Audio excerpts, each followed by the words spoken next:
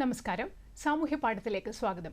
ഒരു സമൂഹം എന്ന നിലയിൽ നമ്മൾ നേരിടുന്ന വെല്ലുവിളികളിൽ പ്രധാനപ്പെട്ട ഒന്നും അതുപോലെ തന്നെ ഗൗരവത്തോടുകൂടി ചർച്ച ചെയ്യേണ്ട ഒന്നുമാണ് നമ്മുടെ ഇടയിൽ വർദ്ധിച്ചു വരുന്ന ഉയർന്ന തലത്തിലുള്ള ആത്മഹത്യാ പ്രവണത. കേരളത്തിലെ ആത്മഹത്യാ നിരക്ക് വളരെ കൂടുതലാണെന്ന് റിപ്പോർട്ട് ചെയ്യപ്പെടുന്നു. പലവിധ കാരണങ്ങൾ കൊണ്ട്, സാമൂഹികവും സാമ്പത്തികവും മാനസികവും വൈകാരികവും വ്യക്തിപരവുമായ കാരണങ്ങൾ കൊണ്ട് സ്വയം ജീവിതം അവസാനിപ്പിക്കാൻ തീരുമാനിക്കുന്നവരുടെ എണ്ണം നമ്മുടെ ഇടയിൽ കൂടി വരികയാണ്. ഈ പശ്ചാത്തലത്തിൽ ഇതിനെ പ്രതിരോധിക്കേണ്ടത് ഒരു ആരോഗ്യകരമായ സമൂഹം എന്ന നിലയിൽ നമുക്ക് ഒഴിച്ചുകൂടാൻ പാടില്ലാത്ത ഒന്നാണ്.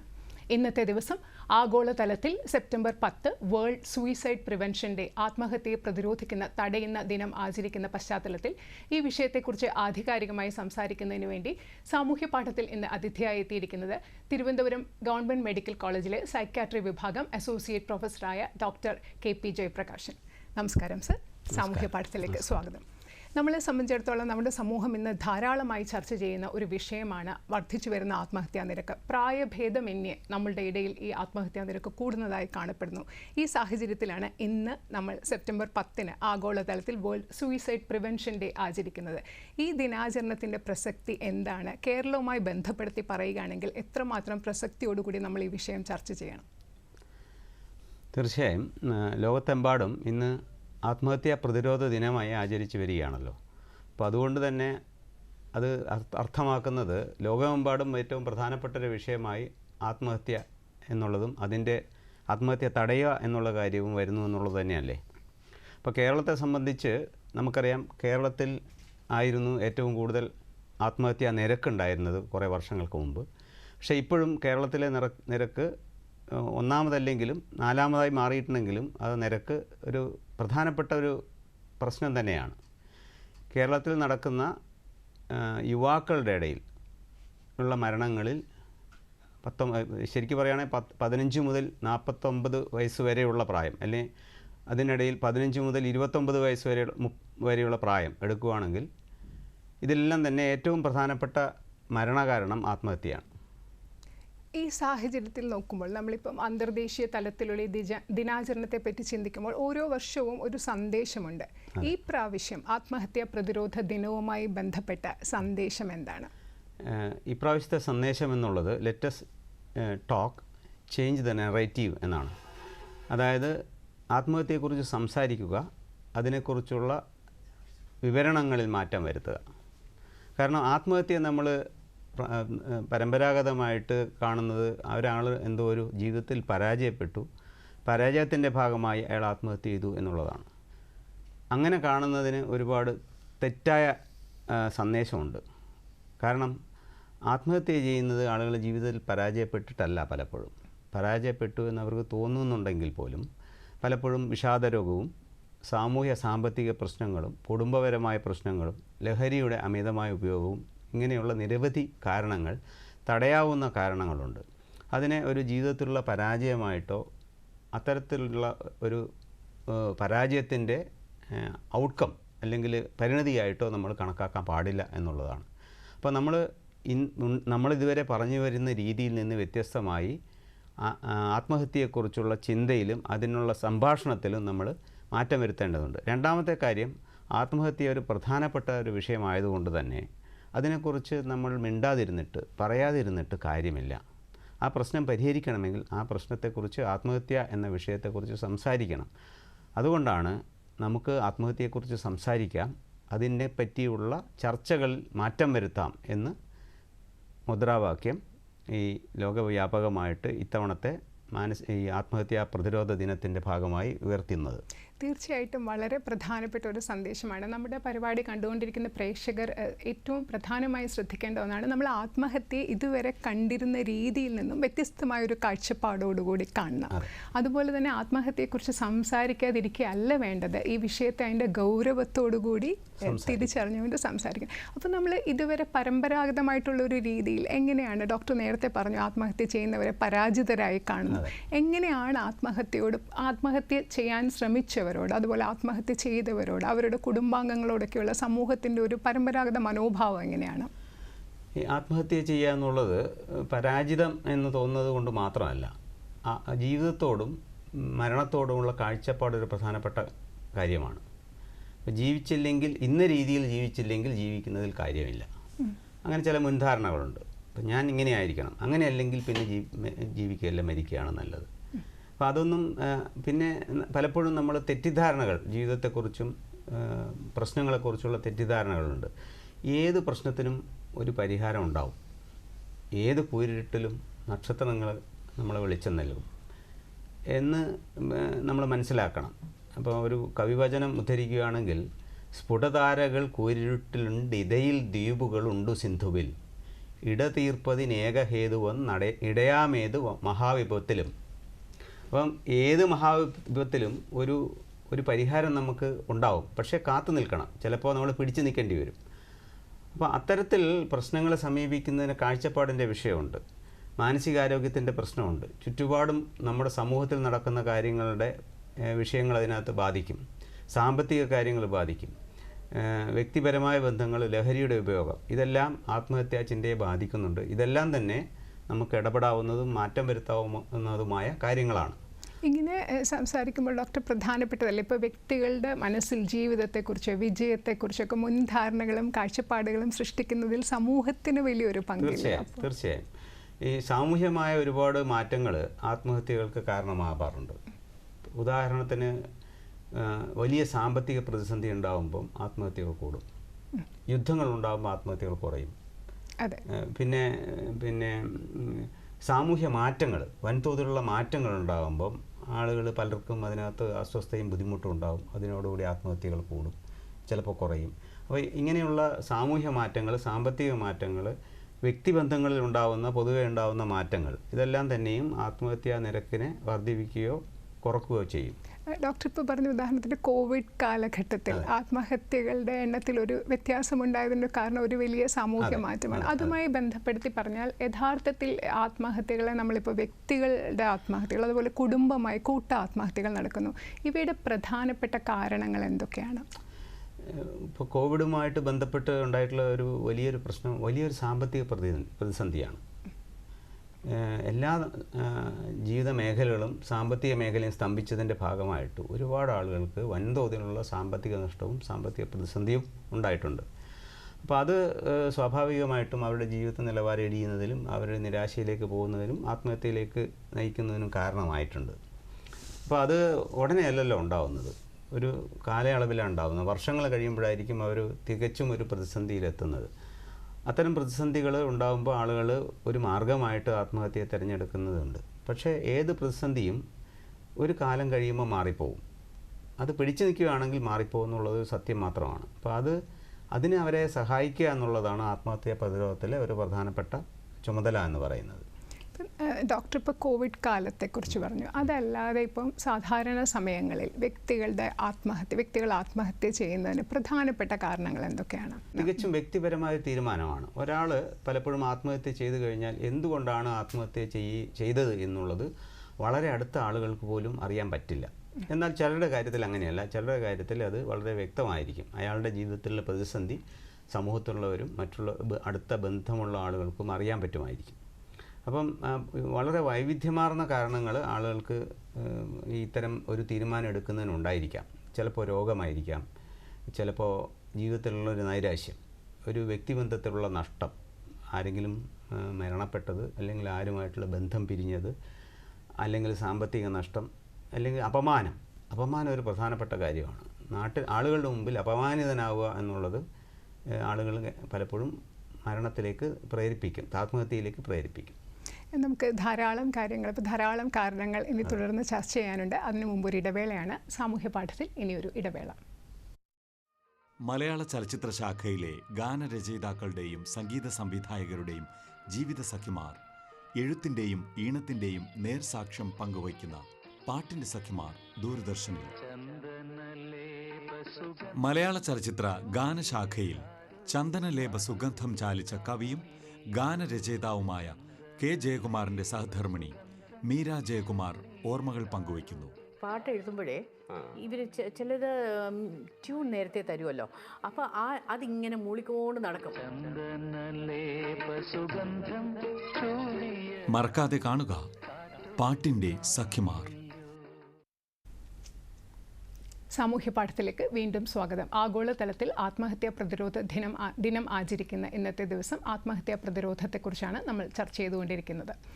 ഡോക്ടർ, ഇപ്പം വ്യക്തികൾ ആത്മഹത്യ ചെയ്യാനുള്ള കാരണങ്ങളെക്കുറിച്ച് പറഞ്ഞു. അതുപോലെ തന്നെ കൂട്ട ആത്മഹത്യകൾ, കുടുംബമായ ആത്മഹത്യകൾ ചെയ്യുന്നത് നമ്മൾ കേരളത്തിൽ കാണുന്നൊരു പ്രവണതയാണ്. അതിൻ്റെ കാരണങ്ങൾ എന്തൊക്കെയാണ്? ആദ്യമായിട്ട് നമ്മൾ ഈ കുടുംബ ആത്മഹത്യ എന്നുള്ള വാക്കൊന്ന് മാറ്റണം. അവിടെ ആത്മഹത്യയും കൊലപാതകവുമാണ് നടക്കുന്നത്.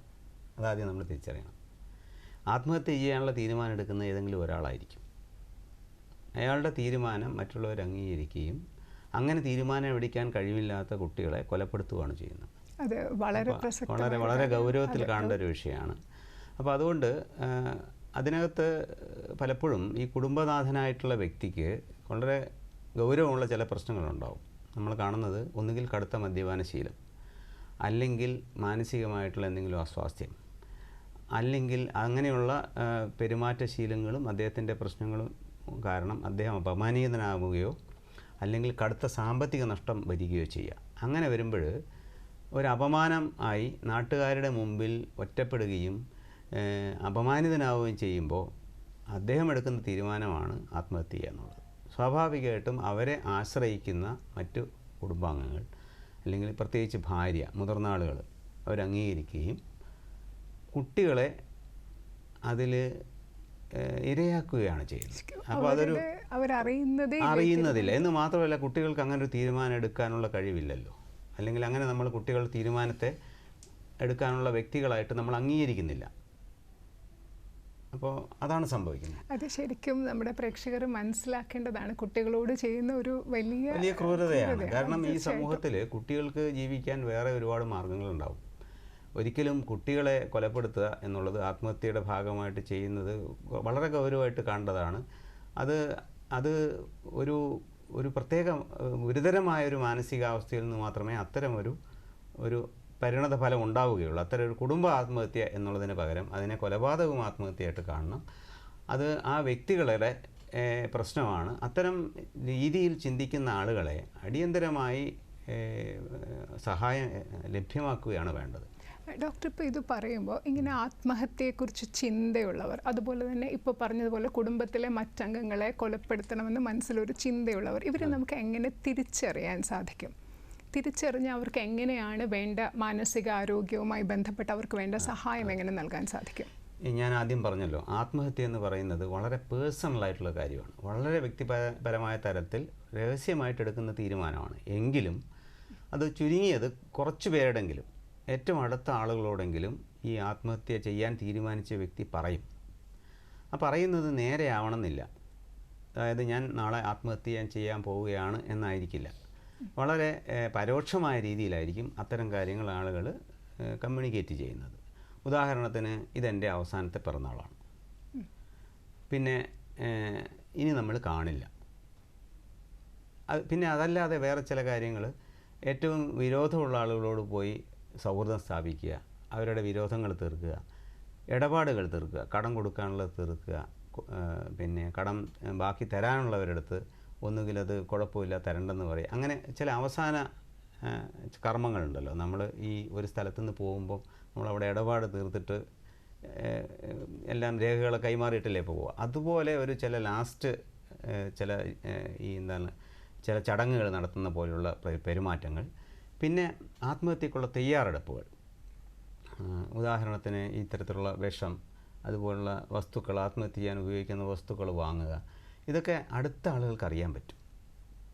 ഞാനിനി ജീവിച്ചിട്ട് കാര്യമില്ല, ജീവിതം മൊത്തം വഴിമുട്ടി, ഇനി മുന്നോട്ട് എനിക്ക് ജീവിതമില്ല, ഈ രീതിയിൽ പറഞ്ഞാൽ അത് ആത്മഹത്യയുടെ പരോക്ഷമായൊരു കമ്മ്യൂണിക്കേഷനാണ്. ഇത് നമ്മൾ സീരിയസ് ആയിട്ട് എടുക്കണം, ഗൗരവത്തിലെടുക്കണം. ഇങ്ങനെ ആളുകൾ പറയുകയാണെങ്കിൽ അവരെ നമ്മൾ കൂടെ നിർത്തുകയും അവർക്ക് സഹായം ലഭ്യമാണ് എന്നവരെ ബോധ്യപ്പെടുത്തുകയും ചെയ്യുക.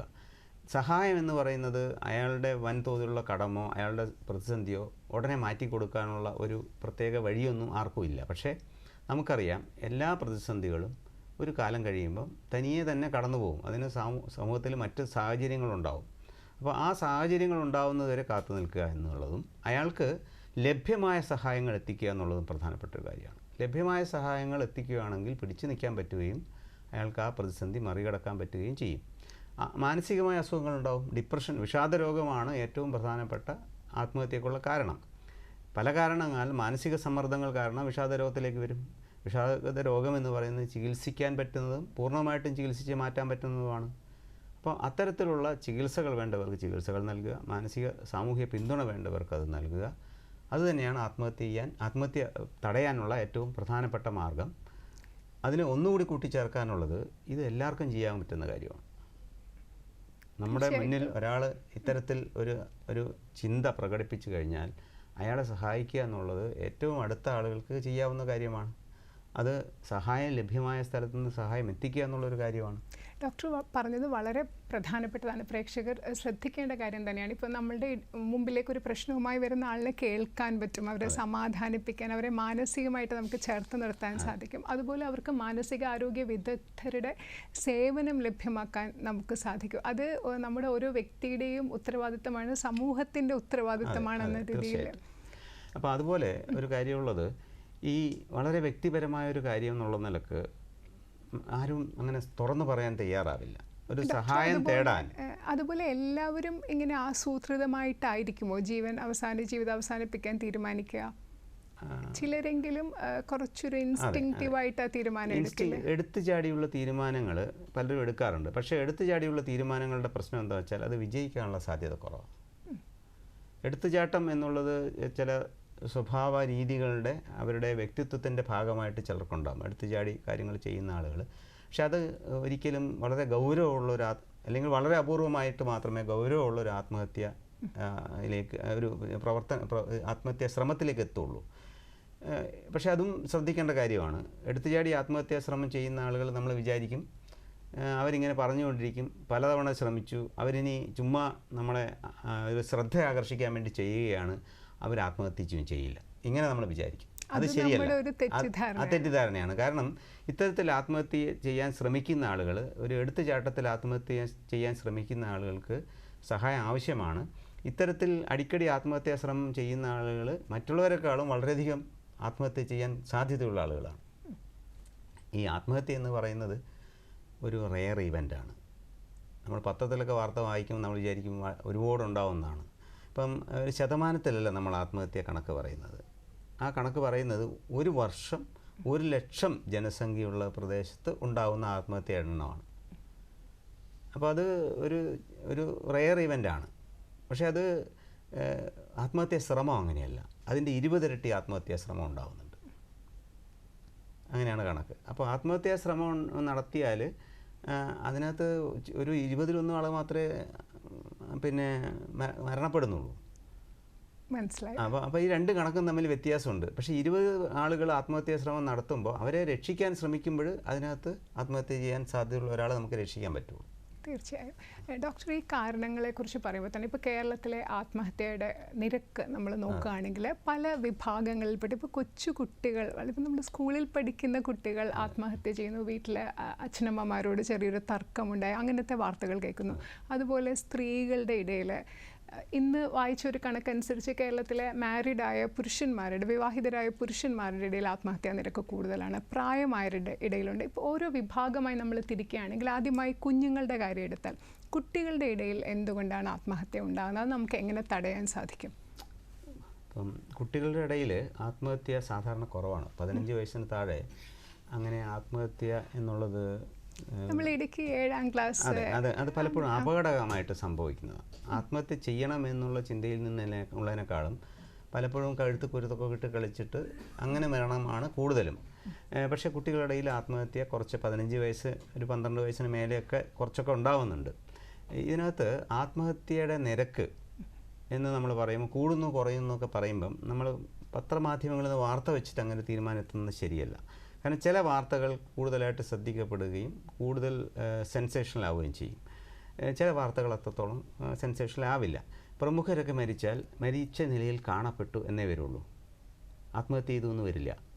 അപ്പോൾ അതുകൊണ്ട് ഈ വാർത്തകൾ വെച്ചിട്ട് നമുക്ക് വിലയിരുത്താൻ പറ്റും. രണ്ടാമത്തെ കാര്യം, ഈ കണക്കുകൾ നമ്മൾ പരിശോധിക്കുമ്പോൾ വേണ്ടത് നമ്മളതിൻ്റെ ഡിനോമിനേറ്റർ എന്ന് പറയും. ഇപ്പോൾ എത്ര ആളുകളിൽ, ഇപ്പോൾ 1,00,000 ആളുകളിൽ ഒരു വർഷത്തിൽ ഇത്രയാണ് ആത്മഹത്യ എന്ന് പറയുന്ന ആത്മഹത്യാ നിരക്ക് അല്ലേ. അപ്പം വിവാഹിതരായ ആളുകളാണ് കൂടുതൽ ആത്മഹത്യ ചെയ്യുന്നത്. അതുകൊണ്ട് വിവാഹവും ആത്മഹത്യയും തമ്മിൽ ബന്ധമെന്ന് പെട്ടെന്ന് അനുമാനിക്കരുത്. വിവാഹിതരായ ആളുകളാണ് കൂടുതൽ സമൂഹത്തിൽ. അതുകൊണ്ട് അപ്പോൾ എല്ലാവരും വിവാഹം കഴിക്കുമല്ലോ. വിവാഹം കഴിക്കാതിരിക്കണ എന്തെങ്കിലും കുഴപ്പമുണ്ടെങ്കിൽ മാത്രമേ അയാൾ വിവാഹം കഴിക്കാതിരിക്കൂ എന്നുള്ളതാണ് പൊതുവെയുള്ള കാഴ്ചപ്പാട്. അപ്പം വിവാഹിതരായ ആളുകൾ കൂടുതൽ ആത്മഹത്യ എന്ന് പറയുമ്പോൾ വിവാഹവും ആത്മഹത്യയും തമ്മിൽ ബന്ധപ്പെടുത്തുമ്പോൾ അതിനാണ് അതിൻ്റെ ഡിനോമിനേറ്റർ എന്ന് പറയും. എത്ര വിവാഹിതരായ എത്ര ആളുകളുണ്ട്, അവരിൽ എത്ര പേര് ആത്മഹത്യ എന്നതിലെടുക്കണം. അങ്ങനെ വരുമ്പോഴാണ് നമ്മൾ കുട്ടികൾ എത്രയുണ്ട്, ആ കുട്ടികളിൽ എത്ര ആത്മഹത്യ നടക്കുന്നു എന്നുള്ളത് ശ്രദ്ധിക്കണം. പിന്നെ തീർച്ചയായും കുട്ടികൾ ആത്മഹത്യ ചെയ്യുന്നത് വളരെ ഗൗരവമായിട്ട് എടുക്കണം. അപ്പോൾ അത് വർധനവുണ്ട് എന്ന് തന്നെയാണ് സത്യം. അത് വലിയ വർധനവല്ലെങ്കിലും അത് ചെറിയൊരു വർധനവ് അവിടെയുണ്ട്. അതിന് കാരണമെന്ന് പറയുന്നത് ഇപ്പോൾ ഉള്ള ദ്രുതഗതിയിലുള്ള സാമൂഹ്യ മാറ്റമാണ്. വീടുകളിൽ കുട്ടികളുടെ താല്പര്യങ്ങൾ, പ്രത്യേകിച്ച് കൗമാരപ്രായം വരുമ്പോൾ കുട്ടികളുടെ താല്പര്യങ്ങളും രക്ഷിതാക്കളുടെ താല്പര്യങ്ങളും തമ്മിൽ ഒരു യുദ്ധമേഖലയായി മാറുന്നുണ്ട്, സംഘർഷ മേഖലയായിട്ട് മാറുന്നുണ്ട്. കാരണം അതെ, നമ്മൾ ഈ ന്യൂ ജെൻ എന്ന് പറയുന്നത് പഴം ജെൻ എന്ന് പറയുന്ന 2 ജനറേഷനായിട്ട് അവർ തന്നെ തിരിച്ചിട്ടുണ്ട്. ഈ പഴഞ്ചൻ ആൾക്കാരും ന്യൂജനും തമ്മിൽ ഉള്ള അഭിപ്രായ വ്യത്യാസത്തിന് കാരണം ഇപ്പോൾ ഉള്ള തികച്ചും പെട്ടെന്ന് നടക്കുന്ന സാമൂഹ്യ മാറ്റങ്ങളാണ്. അതിന് പുതിയ ആധുനിക സാങ്കേതിക വിദ്യയുടെ ഉപയോഗത്തിന്, പ്രത്യേകിച്ച് ഇൻ്റർനെറ്റ്, മൊബൈൽ ഫോൺ, ഇതിൻ്റെയൊക്കെ ഉപയോഗത്തിന് ഉള്ള അഭിപ്രായ വ്യത്യാസമാണ്. അത് നേരിട്ടല്ല. ഹലോ ഹലോ ഹലോ, നമസ്കാരം. സാമൂഹ്യ പാഠത്തിലേക്ക് സ്വാഗതം. ആരാണ് സംസാരിക്കുന്നത്? കോഴിക്കോട് നിന്ന് സാലിഹ. കേൾക്കുന്നുണ്ട്, ഡോക്ടറോട് ചോദിച്ചോളൂ. ഹലോ. ഡോക്ടർ. മാം ചോദിച്ചോളൂ. ഹലോ. പറഞ്ഞോളൂ, കേൾക്കുന്നുണ്ട്. എന്റെ മോന് +2 പഠിക്കാണ്. അപ്പൊ എന്തെങ്കിലും പഠിക്കാനൊക്കെ പറയുമ്പോ അങ്ങനെ പറയും, ഞാൻ എങ്ങോട്ടെങ്കിലും പോവാണ് ചെയ്യാന്ന്. വീട്ടിൽ നിന്ന് എന്തെങ്കിലും പറയാൻ എന്തുകൊണ്ടാണ്? പഠിക്കാൻ പറയുമ്പം ഞാൻ എങ്ങോട്ടും പോവുകയാണെന്ന് പറയുന്നു അല്ലേ? പഠിക്കാൻ ഇഷ്ടമില്ല, അതുകൊണ്ട്. അപ്പോൾ കുട്ടിയുടെ പ്രശ്നം പറയട്ടെ, ഞാൻ പറയാം. പഠിക്കാൻ ഇഷ്ടമില്ലാത്തത് കൊണ്ടാണ് അങ്ങനെ പറയുന്നത്. ഇഷ്ടമില്ലാത്ത കാര്യത്തിന് നിർബന്ധിക്കുന്നതുകൊണ്ടാണ് അങ്ങനെ പറയുന്നത്. അത് വളരെ വ്യക്തമാണല്ലോ. പക്ഷേ അവിടെ പ്രശ്നം എന്താണ്? കുട്ടിക്ക് പഠിക്കാൻ താല്പര്യമില്ല. അപ്പോൾ ആ കുട്ടിയുടെ പഠിക്കാനുള്ള താല്പര്യം എങ്ങനെ വർദ്ധിപ്പിക്കാം? അയാൾക്ക് പഠിക്കാൻ എന്താണ് ബുദ്ധിമുട്ട്? ആ ബുദ്ധിമുട്ട് എങ്ങനെ പരിഹരിക്കാം? അത് ആ കുട്ടിയായിട്ട് ഇന്ന് സംസാരിക്കണം.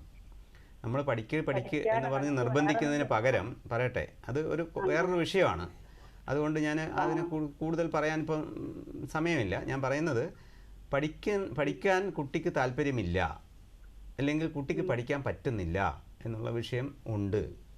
അപ്പോൾ ആ വിഷയം കുട്ടിയെ ഇരുത്തിക്കൊണ്ട് നിങ്ങൾ സംസാരിച്ച് മനസ്സിലാക്കി അതിനുള്ള പരിഹാരം രണ്ടുപേരും ചേർന്ന്, കുട്ടിയും നിങ്ങളും ചേർന്ന് പരിഹരിച്ചാൽ മാത്രമേ ആ കുട്ടിക്ക് പഠിത്തത്തോടുള്ള ആഭിമുഖ്യം തിരിച്ചു കിട്ടുകയുള്ളൂ. അത് പെട്ടെന്ന് വരുന്നൊരു കാര്യമല്ല. പതുക്കെയാണ് പഠിത്തത്തോട് താല്പര്യമില്ലാതാവുന്നത്. അപ്പോൾ ആ പഠിത്തത്തിൽ താല്പര്യം തിരിച്ചു കൊണ്ടുവരുമ്പോൾ കുട്ടി ഇഷ്ടത്തോടു കൂടി പഠിക്കും. ഇഷ്ടത്തോടു കൂടി പഠിച്ചാലേ മാർക്ക് കിട്ടുള്ളൂ. ഇഷ്ടത്തോടു കൂടി പഠിച്ചാൽ മാത്രമേ ശരിയായ പഠനം നടക്കുകയുള്ളൂ. ഡോക്ടർ, ഓക്കെ, വിളിച്ചതിന് നന്ദി മാം. ഡോക്ടർ, ഇത് നമുക്ക് വിശദമായി ചർച്ച ചെയ്യേണ്ട വിഷയമാണ്. അതിനു മുമ്പ് നമുക്ക് മറ്റൊരു ഇടവേളയാണ്. സാമൂഹ്യ പാഠത്തിൽ ഇനി മറ്റൊരു ഇടവേള.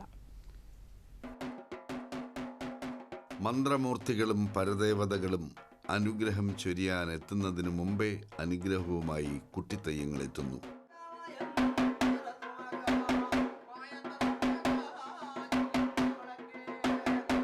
വിസ്മയം നിറഞ്ഞ കുഞ്ഞു മനസ്സ്. മൂർധാവിൽ കൈവച്ച് ദൈവം അനുഗ്രഹിക്കുന്നു. പൈതലിനെ അനുഗ്രഹിക്കുന്നു. ഗുണം വരട്ടെ പൈതങ്ങളെ.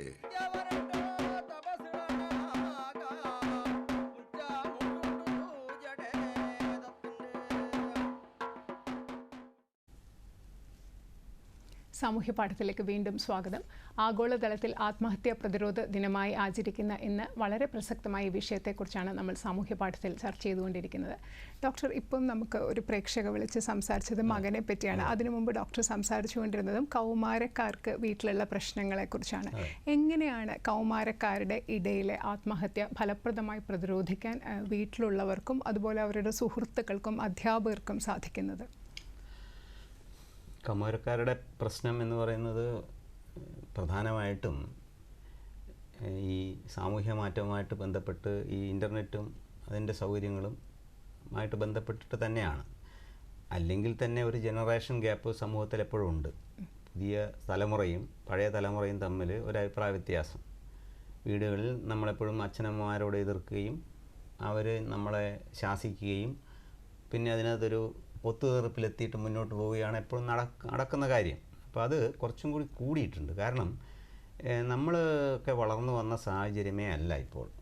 അപ്പോൾ അത് ഈ ഇൻ്റർനെറ്റ് എന്ന് പറയുന്നത് ഒരു ലെവലറാണ്. എല്ലാം നിരപ്പാക്കി കളഞ്ഞിട്ടുണ്ട്. ഒരുപാട് കാര്യങ്ങൾ നമ്മൾ സൂക്ഷിച്ചു വെച്ചിരുന്ന പല കാര്യങ്ങളും ഇടിച്ച് നിരപ്പാക്കി കളഞ്ഞു. ഇപ്പോൾ ആളുകൾ തമ്മിലുള്ള ബന്ധം, കമ്മ്യൂണിക്കേഷൻ എന്നുള്ളത് ആരുമായിട്ടും ആർക്കും എപ്പോഴും ജനാധിപത്യവൽക്കരണമാണോ അല്ല, ഞാൻ പറഞ്ഞത് അങ്ങനെയുള്ള അതിർവരമ്പുകൾ അങ്ങ് എടുത്തു കളഞ്ഞു. ആർക്കും ആരുമായിട്ടും ആശയവിനിമയം നടത്താം, ഏത് പ്രായത്തിലുള്ളവരുമായിട്ടും. അപ്പോൾ അത് നമ്മൾ റെസ്ട്രിക്റ്റ് ചെയ്യാൻ നമ്മൾ ശ്രമിക്കുകയാണ്. ഇപ്പോൾ കുട്ടികൾ ഇൻ്റർനെറ്റ് ഉപയോഗം റെസ്ട്രിക്റ്റ് ചെയ്യാൻ ശ്രമിക്കുകയാണ്. അവരുടെ മൊബൈൽ ഉപയോഗം, അവർ ചാറ്റ് ചെയ്യുന്നത്, അവർ ഗെയിം കളിക്കുന്നത്, ഇതെല്ലാം നമ്മൾ റെസ്ട്രിക്റ്റ് ചെയ്യാൻ ശ്രമിക്കുകയാണ്.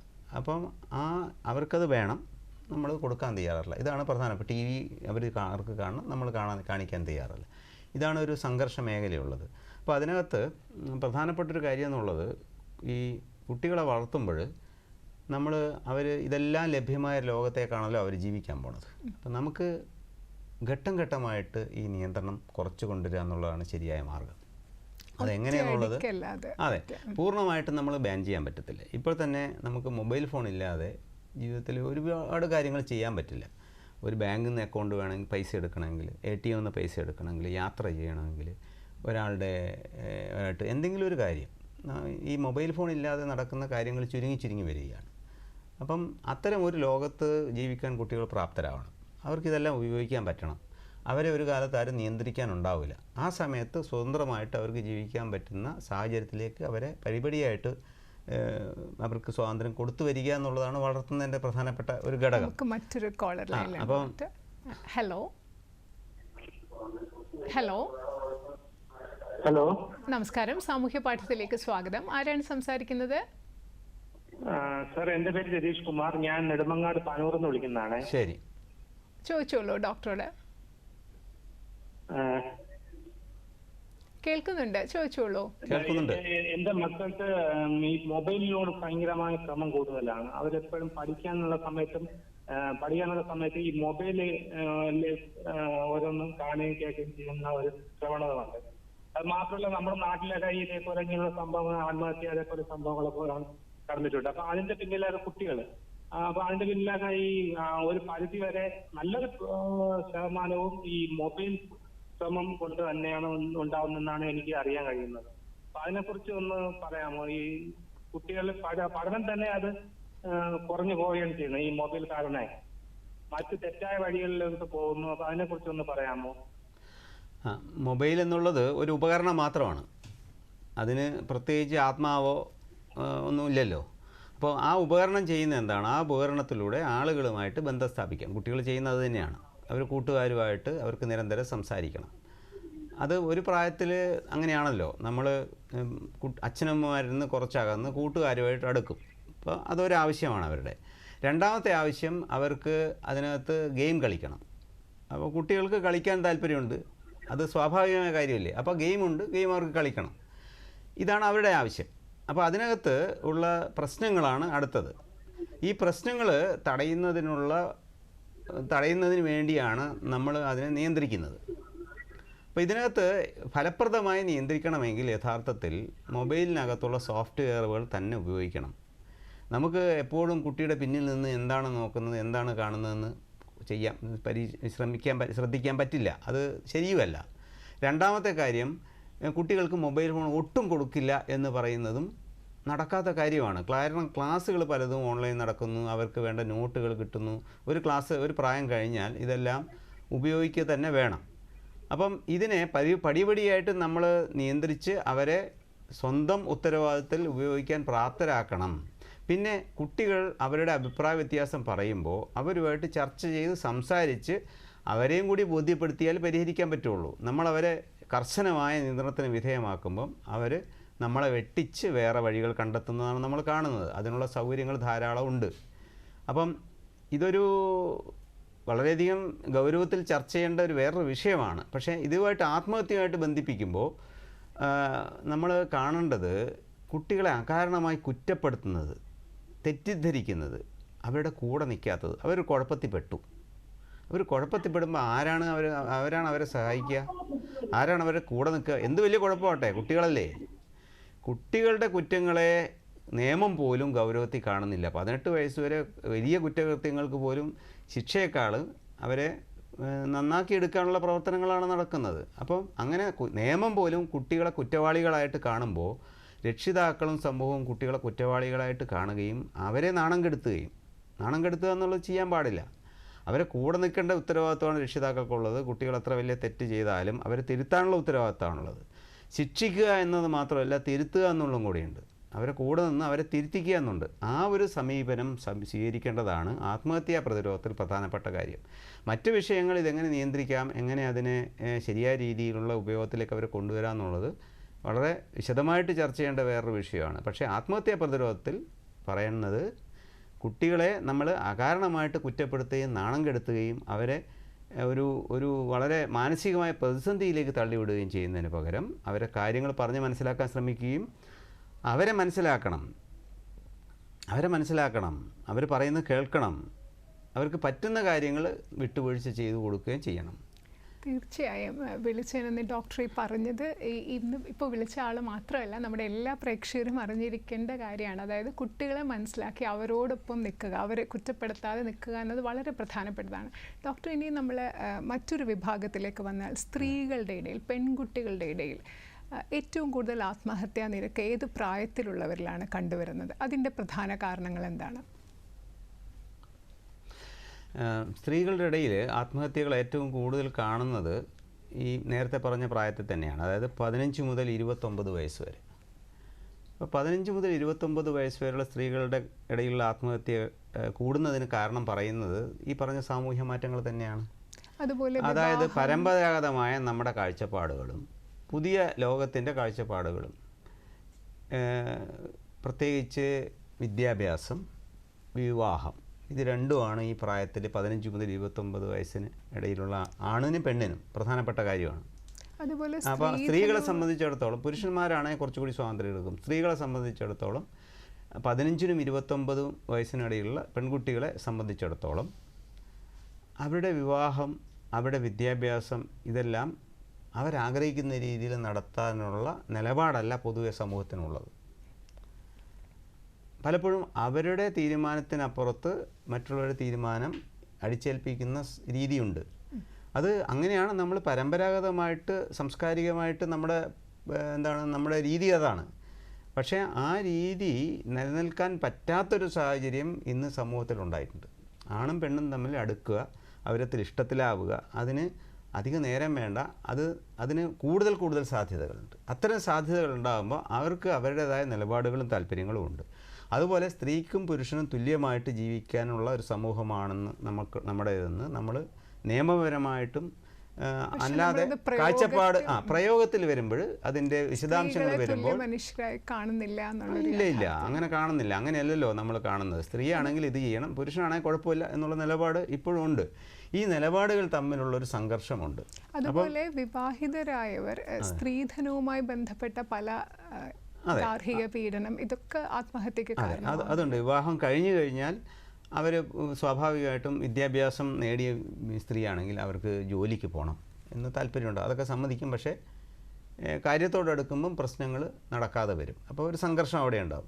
ഈ രീതിയിൽ വലിയ സംഘർഷങ്ങൾ സ്ത്രീകളുടെ ജീവിതത്തിൽ ഉണ്ടാവുന്നതിന് സാമൂഹ്യ മാറ്റം കാരണമായിട്ടുണ്ട്. അതിന് കാരണം എന്താണ്?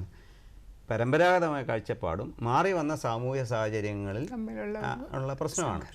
അപ്പോൾ സ്ത്രീകളെ സംബന്ധിച്ചിടത്തോളം പഠിച്ചു കഴിഞ്ഞാൽ എനിക്ക് ജോലി വേണം, ജോലി കിട്ടിയാലേ ഞാൻ വിവാഹം കഴിക്കുള്ളൂ, അങ്ങനെ പറയുന്ന, അല്ലെങ്കിൽ എനിക്ക് എൻ്റേതായ കാഴ്ചപ്പാടുണ്ട്, ആരെ ഞാൻ വിവാഹം കഴിക്കണം എന്നുള്ളത് എൻ്റെ തീരുമാനമായിരിക്കണം എന്ന് പറയുന്ന സ്ത്രീകളുടെ എണ്ണം കൂടുന്തോറും പക്ഷേ എതിർപ്പും കൂടി വരുന്നു.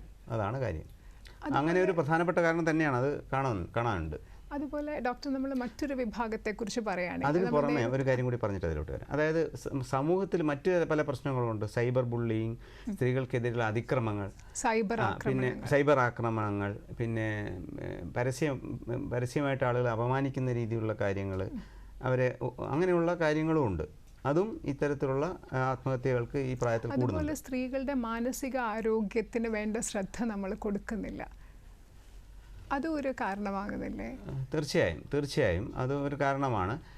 പക്ഷേ ഈ സ്ത്രീകൾക്കാണ് അതിനകത്ത് ചേർത്ത് പറയേണ്ട ഒരു കാര്യം, സ്ത്രീകൾക്കാണ് ഈ മാനസികാരോഗ്യ പ്രശ്നങ്ങളുമായിട്ട് സമീപിക്കാൻ തടസ്സങ്ങൾ കൂടുതലുള്ളത്. അപ്പോൾ പെൺകുട്ടിയാണ്, അപ്പോൾ അങ്ങനെ സൈക്യാട്രി മാനസിക പ്രശ്നമുണ്ടെന്ന് പറഞ്ഞു കഴിഞ്ഞാൽ വിവാഹം നടക്കില്ല, അപ്പോൾ അതുകൊണ്ട് പോകാൻ പാടില്ല, പോയാലും ആരും അറിയരുത്, ഇങ്ങനെയുള്ള പ്രശ്നങ്ങൾ സ്ത്രീകൾക്കാണ് കൂടുതൽ, പുരുഷന്മാരെക്കാളും. ആരോഗ്യ ചികിത്സയ്ക്ക് ഇപ്പോഴും വളരെയധികം സ്റ്റിഗ്മയും വിവേചനവും നമ്മുടെ സമൂഹത്തിൽ നിലനിൽക്കുന്നുണ്ട്. തീർച്ചയായും ഉണ്ട്. അത് സ്ത്രീകളെ സംബന്ധിച്ചിടത്തോളം വളരെ സാധാരണയുള്ള റിക്വസ്റ്റ്, ഞങ്ങൾക്കൊക്കെ സാറേ OP-യിൽ വരാൻ പറ്റില്ല, പെൺകുട്ടിയാണ്. അപ്പം അല്ലാതെ പിന്നെ സ്വകാര്യ പ്രാക്ടീസിൽ ആരെങ്കിലും കാണുമോ? നിരന്തരമായിട്ടുള്ള ചോദ്യങ്ങൾ വരുന്നുണ്ട്. അപ്പം പുരുഷനെ സംബന്ധിച്ചിടത്തോളം അതത്ര വലിയ പ്രശ്നമായിട്ട് വരുന്നില്ല. രണ്ടും ഉണ്ട്. മാനസികാരോഗ്യത്തെ സംബന്ധിച്ച് സൈക്യാട്രിസ്റ്റിനെ കാണാൻ പോകുക എന്ന് പറഞ്ഞാൽ എന്തോ ഒരു കുഴപ്പമാണ്, ആരും അറിയരുത് എന്നുള്ള കാഴ്ചപ്പാടുണ്ട്. പക്ഷേ സ്ത്രീകളെ സംബന്ധിച്ചിടത്തോളം വളരെ കൂടുതലുമാണ്. അപ്പോൾ അതുകൊണ്ട് മാനസികാരോഗ്യ പ്രശ്നങ്ങളുമായിട്ട് പെൺകുട്ടികളെ ഡോക്ടറെ അടുത്ത് കൊണ്ടുവരിക എന്നുള്ളത് വളരെ വിഷമിച്ചാണ് ആൾക്കാർ ചെയ്യുന്നത്. പലപ്പോഴും വളരെയധികം രോഗാവസ്ഥ അല്ലെങ്കിൽ മാനസികാവസ്ഥ വളരെ മോശമായതിനു ശേഷം മാത്രമാണ് അങ്ങനെ ചെയ്യുന്നത്. അത് തന്നെ ആത്മഹത്യക്ക് ഒരു കാരണമാവുന്നുണ്ട് കൂടുതലായിട്ട്. തീർച്ചയായിട്ടും നമ്മുടെ പ്രേക്ഷകർ ഡോക്ടർ പറഞ്ഞ ഈ കാര്യം വളരെയധികം ഗൗരവത്തോടു കൂടി എടുക്കേണ്ടതും കാഴ്ചപ്പാടിൽ മാറ്റം വരുത്തേണ്ടതുമാണ്. പിന്നെ വേറൊരു കാര്യമുള്ളത്, ഞാനത് ഇതിൻ്റെ കൂട്ടത്തിൽ പറയേണ്ടത്, നമുക്ക് 24 മണിക്കൂറും പ്രവർത്തിക്കുന്ന ഒരു ടെലി ഹെൽപ്പ് ലൈൻ ഉണ്ട് കേരളത്തിൽ. ടെലിമനസ്, അതെ, 144 16 14416 ആണ് അതിൻ്റെ നമ്പർ. ആ നമ്പറിൽ 24 മണിക്കൂറും ആർക്കും എന്ത് മാനസിക പ്രയാസം ഉണ്ടെങ്കിലും വിളിക്കാവുന്നതാണ്. പരിശീലനം കിട്ടിയ വിദഗ്ധരായ ആളുകൾ, ഡോക്ടർമാരടക്കം നിങ്ങൾക്ക് ലഭ്യമാവും ഫോണിൽ.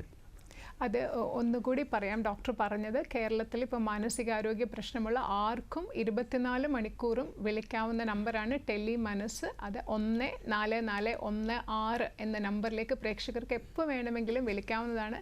വിളിക്കാൻ ഇപ്പോൾ നമ്മുടെ സുഹൃത്തുക്കളോ വീട്ടിലുള്ള ആർക്കെങ്കിലും ബുദ്ധിമുട്ടുണ്ടെങ്കിൽ അവരോട് ഈ നമ്പറിലേക്ക് വിളിക്കാൻ നമുക്ക് ആവശ്യപ്പെടാൻ പറ്റുന്നതുമാണ്.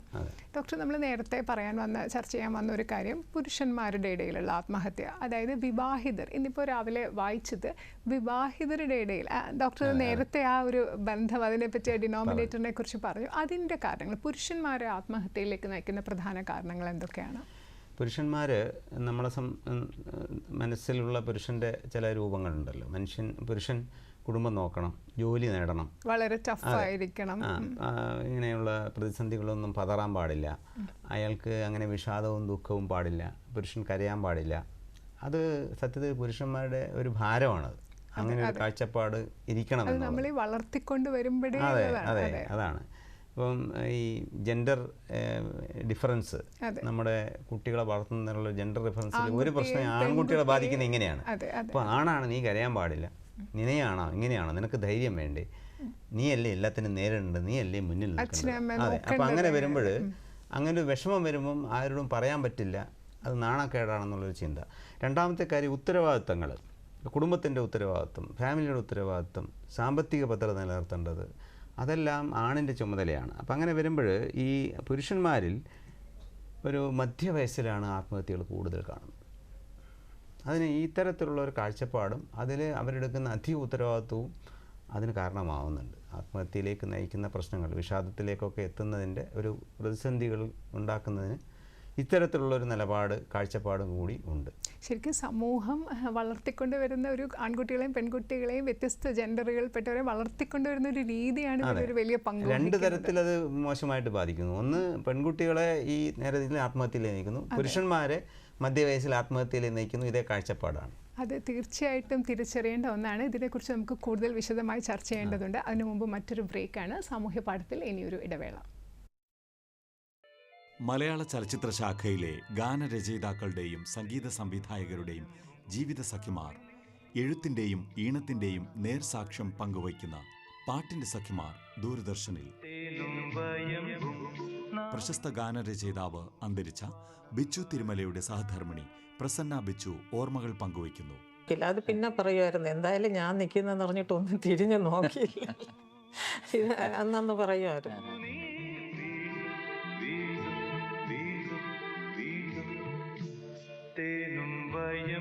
മറക്കാതെ കാണുക പാട്ടിന്റെ സഖിമാർ ദൂരദർശനിൽ. സാമൂഹ്യ പാഠത്തിലേക്ക് വീണ്ടും സ്വാഗതം. വളരെ പ്രധാനപ്പെട്ട ഒരു വിഷയത്തെക്കുറിച്ച്, ആത്മഹത്യാ പ്രതിരോധത്തെക്കുറിച്ച് നമ്മളോട് ഇന്ന് സാമൂഹ്യ പാഠത്തിൽ സംസാരിച്ചുകൊണ്ടിരിക്കുന്നത് തിരുവനന്തപുരം ഗവൺമെൻറ് മെഡിക്കൽ കോളേജിലെ സൈക്യാട്രി വിഭാഗം അസോസിയേറ്റ് പ്രൊഫസറായ ഡോക്ടർ KP ജയപ്രകാശനാണ്. ഡോക്ടർ, നമ്മൾ നേരത്തെ പുരുഷന്മാരിലെ ആത്മഹത്യയെക്കുറിച്ച് സംസാരിച്ചുകൊണ്ടിരുന്നു. ഇനിയിപ്പോൾ പ്രായമായവരിലേക്ക് വരികയാണെങ്കിൽ, അതും നമ്മൾ കുട്ടികളെ പോലെ കുറച്ചും കൂടെ എണ്ണത്തിൽ കുറവാണ്. പ്രായമായവരിലെ ആത്മഹത്യ, ഇപ്പം പ്രായമായവരുടെ എണ്ണം വളരെയധികം വർദ്ധിക്കുന്ന ഒരു കാലഘട്ടത്തിൽ എങ്ങനെയാണ് പ്രായമായവരിലെ ആത്മഹത്യ നമുക്ക് തടയാൻ പറ്റുന്നത്? അതിൻ്റെ കാരണങ്ങളും എന്തൊക്കെയാണ്? തീർച്ചയായും പ്രായമായവർ മരണത്തെ സമീപിക്കുന്നതും കാണുന്നതും വ്യത്യസ്തമായ രീതിയിലാണ്. ഇപ്പോൾ ഉദാഹരണത്തിന് ഒരു പ്രായം കഴിയുമ്പോൾ, ഒരു 50 വയസ്സ് കഴിയുമ്പോൾ അവരുടെ അച്ഛനും അമ്മയൊക്കെ മരണപ്പെട്ടിട്ടുണ്ടാവും. ചില കൂട്ടുകാർ മരണപ്പെട്ടിട്ടുണ്ടാവും. സഹോദരങ്ങൾ ചിലരെങ്കിലും മരണപ്പെട്ടിട്ടുണ്ടാവും. അപ്പോൾ 60 വയസ്സ് എന്ന് പറയുമ്പോൾ അതല്ലേ നമ്മൾ ഓൾഡ് ഏജ് എന്ന് പറയുന്നത്. 60 വയസ്സ് 70 വയസ്സൊക്കെ കഴിയുമ്പോഴേക്ക് ഒരു 80 വയസ്സാകുമ്പോൾ വീണ്ടും ഇതെല്ലാം വർദ്ധിച്ചു വരികയാണ്. പിന്നെ അദ്ദേഹത്തിന് അയാൾക്കറിയാം എൻ്റെ കാലം പരിമിതമാണ്, കുറച്ച് വർഷങ്ങളേ ഉള്ളൂ. അപ്പോഴേക്ക് രോഗങ്ങൾ വരും, പലതരത്തിലുള്ള അവശതകൾ വരും, പഴയ പോലെ ആരോഗ്യമില്ലാതെ വരും, സാമ്പത്തിക വരുമാനമില്ലാതെ വരും, മറ്റുള്ളവരെ ആശ്രയിക്കേണ്ടി വരും. ഇങ്ങനെയൊക്കെ വരുമ്പോൾ സ്വാഭാവികമായും മരണം അടുത്ത് നിൽക്കുന്നു, സ്വന്തമായിട്ട് വരുമാനമില്ല, പിന്നെ സ്വന്തമായിട്ട് എന്തെങ്കിലും കാര്യങ്ങൾ ചെയ്യാൻ പരസഹായം വേണം. ഇങ്ങനെ എത്തുമ്പോൾ സ്വാഭാവികമായിട്ടും ഈ വിഷമം ഉണ്ടായിട്ടിങ്ങനെ കഷ്ടപ്പെട്ട് മറ്റുള്ളവരെ കഷ്ടപ്പെടുത്തി നിൽക്കുന്നതിലും നല്ലത് മരിക്കുകയല്ലേ എന്നുള്ള ചിന്ത വരും. അപ്പം അത് വലിയൊരു ശതമാനം ആൾക്ക് വരാം. അപ്പം പ്രായമായി ഇരിക്കുന്ന ആളുകൾ, പ്രായമാവുന്നത് ഹെൽത്തി ഏജിങ് എന്നൊരു സംഗതിയുണ്ട്. ഹെൽത്തി ഏജിങ്, നമുക്ക് പ്രായമായാലും ഒരുപാട് കാര്യങ്ങൾ ചെയ്യാനുണ്ട്. നമ്മൾ മരിക്കുന്നവരെ ഒരുപാട് കാര്യങ്ങൾ ചെയ്യാൻ പറ്റും. അപ്പോൾ അതെന്താണ് നമുക്കുള്ള ചെയ്യാൻ പറ്റുന്ന കാര്യം എന്നുള്ളത് തിരിച്ചറിയുക എന്നുള്ളത് പ്രധാനമാണ്. നമ്മുടെ റോൾ എന്താണ് സമൂഹത്തിൽ, കുടുംബത്തിൽ, സമൂഹത്തിൽ നമ്മുടെ ഭാഗം എന്താണ്, അത് തിരിച്ചറിയാം. അതിന് നമ്മൾ പിന്നെ കാലത്തോടൊത്ത് സഞ്ചരിക്കാൻ പറ്റണം. അതൊരു പ്രധാനപ്പെട്ട കാര്യമാണ്. മാറ്റങ്ങൾ ഉൾക്കൊള്ളാൻ പറ്റണം. അപ്പോൾ ഉദാഹരണത്തിന് പിന്നെ വേറൊരു വിഷയമുണ്ടല്ലോ, അപ്പം കുട്ടികൾ പ്രായമായവരെ നോക്കുന്നില്ല, വലിയൊരു കുറ്റകൃത്യം പോലെ ആൾക്കാർ പറയുന്നതാണ്. പക്ഷേ അതിനെ നമ്മൾ മനസ്സിലാക്കേണ്ടത് സാമൂഹ്യ മാറ്റം നമ്മൾ തിരിച്ചറിയണം. കാരണം മക്കൾ ജോലി ചെയ്യുന്ന പല സ്ഥലങ്ങളിലാണ്. അവരുടെ ജോലി, അവരുടെ ജീവിതമായിട്ട് മുന്നോട്ട് പോകുമ്പോൾ പ്രായമായ അച്ഛനും അമ്മയും നാട്ടിലുണ്ടെന്ന് വിദേശത്ത് നിന്ന് വിട്ടിട്ട് 1-2 വർഷം അവരെ ശുശ്രൂഷിക്കാനും നോക്കാനും നിൽക്കാൻ പറ്റത്തില്ല. അങ്ങനൊരു സംഗതിയുണ്ട്. അപ്പോൾ അത് പ്രായോഗികമായ പ്രശ്നങ്ങളുണ്ട്. അതേപോലെ തന്നെ രക്ഷിതാക്കളെ അവഗണിക്കുന്ന പ്രശ്നമുണ്ട്.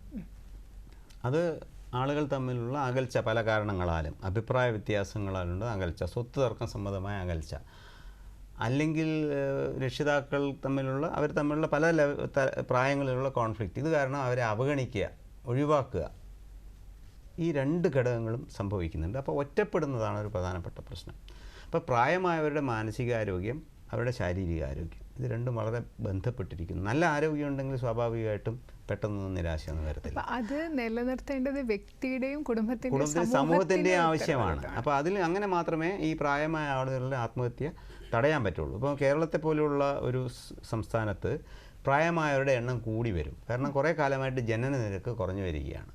അപ്പോൾ നമ്മൾ അപ്പം ഈ പ്രായമായവരുടെ എണ്ണം കൂടുകയും പ്രായം കുറഞ്ഞവരുടെ എണ്ണം കുറയുകയും ചെയ്യും. സാധാരണ ഒരു സമൂഹത്തിൽ കുട്ടികളുടെ എണ്ണം കുറവും, ഒരു വളരുന്ന സമൂഹമാണ് കുട്ടികളുടെ എണ്ണം കുറവും കൂടുതലും പ്രായമായവരുടെ എണ്ണം കുറവുമായിരിക്കും. കാരണം ഒരാൾക്ക് ഒന്നിലധികം മക്കളുണ്ടാവുമല്ലോ. ഇപ്പം 2 പേർക്ക് കൂടി ഒരു കുട്ടിയാണ്. അപ്പം പ്രായമായവരുടെ എണ്ണം കൂടുകയും കുറേ വർഷങ്ങൾ കൊണ്ട് പ്രായം കുറഞ്ഞവരുടെ, ചെറുപ്പക്കാരുടെ എണ്ണം കുറയുകയും ചെയ്യുകയാണ് ചെയ്യുന്നത്. അങ്ങനെ വരുമ്പോൾ സ്വാഭാവികമായിട്ടും നമ്മുടെ ആത്മഹത്യ തടയുന്നതിൽ, ആരോഗ്യ പ്രശ്നങ്ങളിൽ അതുപോലെ തന്നെ മാനസികാരോഗ്യ പ്രശ്നങ്ങളിലെയും പ്രായമായവർക്ക് പ്രത്യേക ശ്രദ്ധ നൽകേണ്ട ഒരു സമയമാണ്. ഡോക്ടർ, ഇതിന് ശേഷം നമ്മൾ ഈ സംഭാഷണത്തിൻ്റെ ഏകദേശം അവസാന ഘട്ടത്തിലേക്ക് എത്തുമ്പോൾ ഏറ്റവും പ്രധാനപ്പെട്ടതാണ് ആത്മഹത്യയെ പ്രതിരോധിക്കാനുള്ള മാർഗ്ഗങ്ങൾ. ഇപ്പം നമ്മൾ പറഞ്ഞ കുട്ടികളുടെ ഇടയിൽ, പുരുഷന്മാരുടെ ഇടയിൽ, സ്ത്രീകളുടെ ഇടയിൽ, അതുപോലെ ട്രാൻസ്ജെൻഡേഴ്സിൻ്റെ ഇടയിൽ ആത്മഹത്യ ഉണ്ടാവാറുണ്ട്, പ്രായമായവരുടെ ഇടയിൽ. ഇതൊക്കെ നമ്മൾക്ക് എങ്ങനെ തടയാൻ പറ്റും? അതുപോലെ ദേശീയ തലത്തിലും സംസ്ഥാന തലത്തിലും ആത്മഹത്യയെ പ്രതിരോധിക്കാനുള്ള സർക്കാരുകളുടെ നയങ്ങളും പദ്ധതികളും എന്തൊക്കെയാണ്? തീർച്ചയായും ഈ കാര്യത്തിൽ ആത്മഹത്യ, ഞാൻ നേരത്തെ പറഞ്ഞതിൽ നിന്ന് ഒന്നുകൂടി തുടങ്ങുകയാണ്. ആത്മഹത്യ എന്നുള്ളത് വളരെ വ്യക്തിപരമായ തീരുമാനമാണ്. അപ്പോൾ ഈ തീരുമാനം അറിയുക എന്നുള്ളൊരു പ്രധാനപ്പെട്ട കാര്യമാണ്. അറിഞ്ഞാൽ മാത്രമേ തടയാൻ പറ്റുള്ളൂ. അതുകൊണ്ടാണ് let's talk about suicide, let's change the narrative. ഈ രണ്ട്, നമ്മൾ ആത്മഹത്യയെക്കുറിച്ച് സംസാരിക്കുക, അതിനെക്കുറിച്ച് പറയുന്ന രീതിയിൽ മാറ്റം വരുത്തുക എന്നുള്ളത് നമ്മൾ മുന്നോട്ട് വയ്ക്കുന്ന മുദ്രാവാക്യം. അപ്പം എങ്ങനെയാണത് കേൾക്കുക, എങ്ങനെയാണ് പറയുക, പറഞ്ഞ് കേട്ട് കഴിഞ്ഞാൽ എന്താണ് നമ്മൾ ചെയ്യേണ്ടത്, ഇതാണ് ഓരോ വ്യക്തിയും അറിഞ്ഞിരിക്കേണ്ട കാര്യം. കാരണം ആരും ആത്മഹത്യ ചെയ്യാം. കാരണം മരിക്കണം എന്നുള്ള ചിന്ത ആർക്കും ഉണ്ടാകാം, എപ്പോഴും ഉണ്ടാകാം. പലരും അത് ചെയ്യുന്നില്ല എന്ന് മാത്രമേ ഉള്ളൂ. മരിക്കണം എന്നുള്ള തീരുമാനം ഒരു താൽക്കാലികമായ ഒരു തീരുമാനമായിട്ട് തോന്നുകയും പിന്നെ അത് കളയുകയും ചെയ്യുന്ന ആളുകളുണ്ട് ഒരുപാട്. അപ്പോൾ അത്തരം ഒരു തീരുമാനം, അങ്ങനെ ഒരു കാഴ്ചപ്പാട്, ചിന്ത വന്നു കഴിഞ്ഞാൽ അത് ആരോടെങ്കിലും പറയുകയാണെങ്കിൽ കേൾക്കുന്ന ആളുടെ ഉത്തരവാദിത്തമാണ് അതിനകത്ത് ഇടപെടുക എന്നുള്ളത്. അയാൾക്ക് മാനസിക രോഗ ചികിത്സ ആവശ്യമാണോ, ഒരു എക്സ്പെർട്ടിൻ്റെ സപ്പോർട്ട് ആവശ്യമാണോ? മാനസിക രോഗം വേണമെന്നില്ല. ഒരാൾ ആത്മഹത്യാ പ്രവണതയുണ്ടെങ്കിൽ തീർച്ചയായും ഡോക്ടറെ കാണേണ്ടതാണ്. എങ്കിൽ തീർച്ചയായും അതിനകത്തുള്ള നടപടികൾ ഉണ്ടാകും. നിയമപരമായ ഇടപെടൽ പോലും നടത്താൻ പറ്റും. ഇപ്പോൾ ഒരാൾക്ക് വൻതോതിലുള്ള കടമുണ്ട്, അയാൾ കടക്കാർ വന്ന് ശല്യപ്പെടുത്താണ് ആത്മഹത്യ ചെയ്യുകയാണെങ്കിൽ ഡോക്ടർക്ക് അത് നിയമപരമായി ഇടപെടാൻ പറ്റും. ഇയാൾക്ക് ആത്മഹത്യാ പ്രവണതയുണ്ടെന്നും ഇയാൾക്ക് ചികിത്സയിലാണെന്നും ഇയാൾക്ക് വേണ്ട സംരക്ഷണം കൊടുക്കണമെന്നും ശല്യം ഒഴിവാക്കണമെന്നും പോലീസിൽ റിപ്പോർട്ട് ചെയ്യാൻ പറ്റും. അപ്പോൾ ആ രീതിയിൽ പോലും ഇടപെടാൻ പറ്റും. അപ്പോൾ എത്തരത്തിലുള്ള സഹായം വേണോ അത് സഹായം ഉണ്ടാവുക എന്നുള്ളതാണ്. ഈ പ്രതിസന്ധി കഴിയുമ്പോൾ സ്വാഭാവികമായിട്ടും അയാൾ തുടർന്ന് ജീവിക്കും. മരിക്കണമെന്ന് ഒരു ആബ്സല്യൂട്ടായിട്ടുള്ള 100% തീരുമാനം ആരും എടുക്കുന്നില്ല. ആ തീരുമാനം എപ്പോഴും ഒരു നേരം എടുക്കണം, ഒരു നിമിഷം തിരിച്ചും ചിന്തിക്കും. അപ്പോൾ ആത്മഹത്യ പ്രതിരോധത്തിന് വേണ്ടി നമ്മുടെ ഗവൺമെൻറ് തലത്തിൽ നടക്കുന്ന പദ്ധതികൾ എന്തൊക്കെയാണ്? അതിനകത്ത് ഒരു കാര്യം കൂടി പറയാം.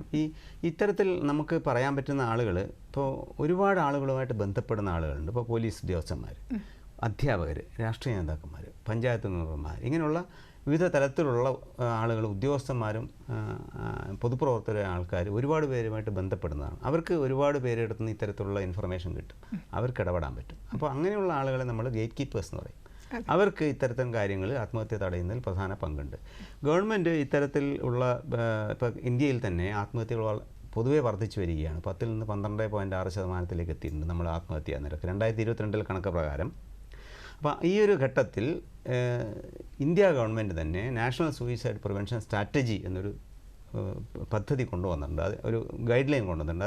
അതിൻ്റെ ലക്ഷ്യമെന്ന് പറയുന്നത് 10 വർഷത്തിനുള്ളിൽ 10% കുറക്കുക എന്നുള്ളതാണ്. അപ്പോൾ അതിന് ഈ ആത്മഹത്യ എന്നുള്ളത് തടയുന്നത് വളരെ വിപുലമായിട്ടുള്ള ഇടപെടൽ വേണ്ടതുകൊണ്ടാണ് നമ്മൾ 10 വർഷം കൊണ്ട് 10% കുറക്കുക എന്നുള്ള നിലപാടെടുത്തിട്ടുള്ളത്. അപ്പോൾ അതിന് നിരവധി കാര്യങ്ങളുണ്ട്. അപ്പോൾ അതിനകത്ത് ലഹരിയുടെ ഉപയോഗം ഒരു പ്രധാനപ്പെട്ട പ്രശ്നമാണ്. വ്യക്തിപരമായ പ്രശ്നങ്ങൾ, കുടുംബ പ്രശ്നങ്ങൾ ഇടപെടുക എന്നുള്ളൊരു പ്രധാന പ്രശ്നമാണ്. മാനസികാരോഗ്യ ചികിത്സകൾ വേണ്ടത്ര ലഭ്യമാക്കുക എന്നുള്ളൊരു പ്രധാനപ്പെട്ട കാര്യമാണ്. ഇത്തരത്തിലുള്ള കാര്യങ്ങൾ നടപ്പാക്കുന്നതിലൂടെയാണ് ഈ ആത്മഹത്യ തടയാൻ. നമുക്ക് എന്താണ് ഒരു സന്ദേശം, ചുരുങ്ങിയ വാക്കിൽ പ്രേക്ഷകരോട് ഇന്നത്തെ ദിവസം പറയാനുള്ള ഒരു സന്ദേശം എന്താണ്? ആത്മഹത്യ തടയുക എന്നുള്ളത് എല്ലാവരുടെയും ചുമതലയാണ്, എല്ലാവർക്കും ചെയ്യാൻ പറ്റുന്ന കാര്യമാണ്. തീർച്ചയായും വളരെ പ്രധാനപ്പെട്ടതാണ്. ഇന്ന് ഡോക്ടറോട് സംസാരിച്ചതിൽ നിന്ന് പ്രേക്ഷകർക്ക് കൃത്യമായി മനസ്സിലായിട്ടുണ്ടാവും ആത്മഹത്യ എന്ന് പറയുന്ന നമ്മൾ നേരിടുന്ന ഒരു വലിയ സാമൂഹിക വെല്ലുവിളിയെ തടയുന്നതിൽ, പ്രതിരോധിക്കുന്നതിൽ നമുക്ക് ഓരോരുത്തർക്കും എത്രമാത്രം ഉത്തരവാദിത്തമുണ്ടെന്ന്. നമ്മളെപ്പോലെയുള്ള മനുഷ്യർ, നമ്മൾ ഉൾപ്പെടെ പല പ്രതിസന്ധികളിലൂടെ കടന്നു പോകുമ്പോൾ അവരെ ചേർത്ത് നിർത്താനും അവരെ കേൾക്കാനും അവർക്ക് താങ്ങാവാനും അവർക്ക് ആവശ്യമായ സഹായം ലഭ്യമാക്കാനും നമുക്ക് സാധിക്കണം. നമുക്ക് ചുറ്റുമുള്ള മനുഷ്യർ ഇവിടെ സന്തോഷത്തോടുകൂടി സമാധാനത്തോടുകൂടി നമ്മുടെ സമൂഹത്തിൽ ജീവിക്കേണ്ടത് നമ്മുടെ ഉത്തരവാദിത്തമാണ്. നമ്മുടെ കുട്ടികളെയും മാതാപിതാക്കളെയും പ്രായമായവരെയും സ്ത്രീ പുരുഷന്മാരെയും ട്രാൻസ്ജെൻഡേഴ്സും ഒക്കെ ഉൾപ്പെടുന്ന ഒരു വലിയ സമൂഹത്തെ ആത്മഹത്യയിൽ നിന്ന് പിന്തിരിപ്പിക്കാൻ നമുക്ക് സാധിക്കണം. അതിന് കുറേ ഫലപ്രദമായ ചിന്തകൾ, ഫലപ്രദമായ ആശയങ്ങൾ മനസ്സിലേക്ക് നൽകാൻ ഇന്നത്തെ സംഭാഷണത്തിന് സഹായിച്ചു എന്ന് കരുതുന്നു.